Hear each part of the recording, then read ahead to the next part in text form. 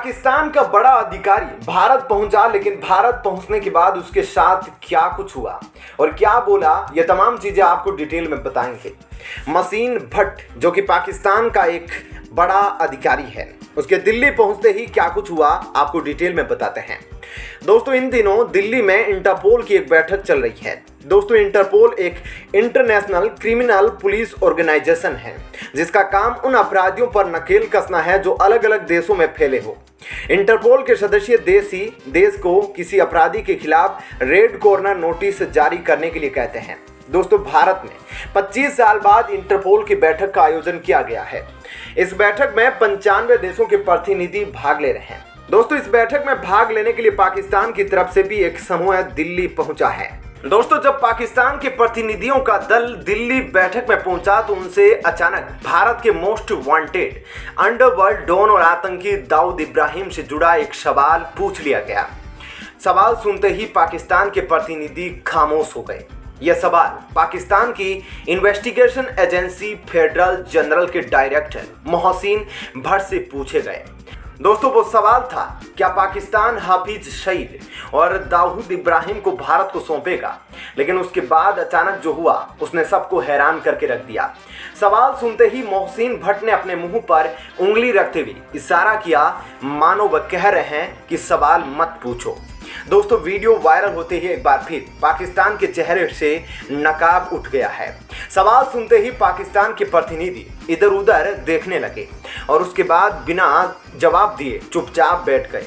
बहरहाल दोस्तों, आपको बता दें कि इंटरपोल की बड़ी बैठक को प्रधानमंत्री नरेंद्र मोदी ने भी संबोधित किया। दोस्तों, इस बैठक में केंद्रीय गृह मंत्री अमित शाह, विदेश मंत्री एस जयशंकर और इंटरपोल के अध्यक्ष अहमद नासर अल रईसी भी मौजूद थे। दोस्तों, पीएम मोदी ने महासभा को संबोधित करते हुए आतंकवाद और भ्रष्टाचार जैसे अपराधों का जिक्र किया। उन्होंने कहा कि यह खतरा पहले से ज्यादा तेजी से बढ़ रहा है। पीएम मोदी ने आगे कहा कि जब संकट ग्लोबल हो तो प्रतिक्रिया सिर्फ लोकल नहीं हो सकती। उन्होंने कहा कि इन खतरों से निपटने के लिए पूरी दुनिया को एकजुट होने का समय आ गया है। दोस्तों, अगर पूरी दुनिया में देखा जाए तो ग्लोबल लेवल पर आतंकवाद बहुत ही तेजी से बढ़ता जा रहा है और जिसकी वजह से बहुत से देशों में जान माल का खतरा और देशों की सुरक्षा को लेकर ज्यादातर लोग चिंतित। और ऐसी चिंता को जताते हुए पीएम मोदी ने इंटरपोल में सभी के सामने यह प्रतिक्रिया जताई कि ग्लोबल लेवल पर सभी देशों को एकजुट होकर ऐसे आतंकवाद फैलाने वाले आतंकवादियों और भ्रष्टाचार मचाने वाले भ्रष्ट लोगों के खिलाफ कोई सख्त कानून या कोई सख्त कदम उठाना पड़ेगा ताकि ग्लोबल लेवल पर शांति और सुरक्षा महसूस की जा सके और सभी देश सुरक्षित महसूस कर सके। दोस्तों, भारत के लिए यह वाकई बहुत बड़ी बात है जब इंटरपोल जैसी सभा को हमारे देश के प्रधानमंत्री संबोधित कर रहे हैं और सभी देशों के सामने अपनी ओपिनियन खुलकर प्रस्तुत कर रहे हैं। दोस्तों, वहीं दूसरी तरफ एक ऐसा भी देश है जहां पर बड़े अधिकारी सवाल पूछे जाने पर अपना मुंह छुपा रहे हैं, होठों पर उंगली रख रहे हैं, इशारा करके दर्शा रहे हैं कि उनसे ऐसे सवाल ना पूछे। दोस्तों, और वह देश है पाकिस्तान। जी हाँ दोस्तों, पाकिस्तान के बड़े अधिकारी जब इंटरपोल की मीटिंग में शामिल होने दिल्ली आए तो वहां पर उनसे कुछ सवाल पूछे गए जिनका जवाब उनके पास नहीं था और वह चुपचाप इधर उधर गर्दन घुमाते हुए बैठते नजर आए। दोस्तों, पूरी दुनिया जानती है कि पाकिस्तान जैसा देश जहां पर आतंकवाद पनपता है, वहां से आतंकवाद को खत्म करने की बात पर पाकिस्तान इस तरह की प्रतिक्रिया दिखाएगा, यह तो लाजमी है। दोस्तों, पाकिस्तान के अधिकारी जब इस बात पर कुछ जवाब भी नहीं देना चाहते तो इससे साफ पता चलता है कि पाकिस्तान कहीं ना कहीं ऐसे उग्रवादियों और आतंकवादियों को बढ़ावा देता है ताकि वह दुनिया भर में अपना खौफ पैदा कर सके। तो दोस्तों, इस बारे में आपकी क्या राय है? आप अपनी राय हमें कमेंट सेक्शन में जरूर बताइएगा और वीडियो पसंद आई हो तो इसे लाइक और शेयर जरूर कीजिएगा।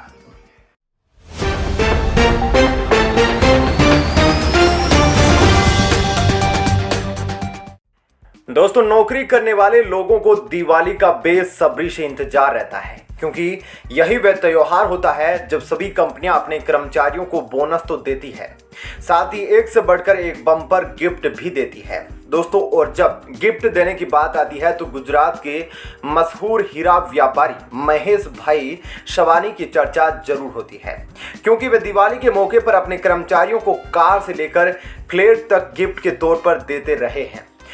तो दोस्तों वहीं इस बार तमिलनाडु में एक ज्वेलरी शॉप के मालिक ने बड़ा दिल दिखाया और दिवाली के खास मौके पर अपने कर्मचारियों को बम्पर गिफ्ट दिया। दोस्तों ये बात तो आप भी जानते हैं कि दिवाली का सीजन चल रहा है और कई कंपनियां अपने कर्मचारियों को दिवाली गिफ्ट और बोनस दे रही है। ऐसे में जरा सोचिए, किसी कर्मचारी को कंपनी की तरफ से कोई बाइक या कार गिफ्ट में मिल जाए तो उन कर्मचारियों का तो दिन ही बन जाएगा। दोस्तों कुछ ऐसा ही मामला तमिलनाडु में सामने आया है, जहां पर एक व्यापारी ने अपने कर्मचारियों को दिवाली गिफ्ट में 1,20,00,000 की बाइक और कार बांट दी। दोस्तों व्यापारी ने यह कार्य और बाइक एक सरप्राइज गिफ्ट के तौर पर दी है। दोस्तों जानकारी के मुताबिक ज्वेलरी शॉप के मालिक जयंती लाल ने 8 कारें और 18 बाइक अपने कर्मचारियों को दिवाली गिफ्ट के तौर पर दी है। दोस्तों स्टाफ के लिए यह बहुत भावुक पल था, जहां पर कुछ लोग इन कीमती गिफ्ट्स को देखकर चौंक गए और कुछ लोग भावुक हो गए और खुशी के साथ उनकी आंखें झलक आई। दोस्तों जयंती लाल ने इस खास मौके पर कहा कि यह कर्मचारी मेरे परिवार की तरह है। मेरे कर्मचारियों ने मेरी हर परिस्थिति में मेरे साथ काम किया है, चाहे अच्छी स्थिति हो या बुरी, सभी हालातों में वे मेरे साथ रहे हैं। दोस्तों आपको बता दें कि ऐसी भी कंपनियां हैं जो अपने कर्मचारियों का इसी तरह से ख्याल रखती है। अपनी जिंदगी का अहम हिस्सा कंपनी का रेवेन्यू बढ़ाने में खर्च करने वाले कर्मचारियों पर कंपनी भी साल में एक बार दिवाली बोनस के तौर पर बम्पर बौछार करती है। दोस्तों अगर आपको याद होगा तो इसी तरह से साल 2018 में गुजरात के सूरत की हरे कृष्ण डायमंड कंपनी के मालिक सावजी ढोलकिया ने अपनी कंपनी के कर्मचारियों को देश के प्रधानमंत्री के हाथों गिफ्ट बंटवाया था। इस कंपनी ने अपने 600 कर्मचारियों को कार और 1100 कर्मचारियों को मकान, बैंक एफडी और ज्वेलरी गिफ्ट की थी। कुल मिलाकर कंपनी ने हर कर्मचारी को लाखों का गिफ्ट दिया था। बहरहाल आप अपने मालिक से किस तरह का बोनस या उपहार मिलने की उम्मीद कर रहे हैं?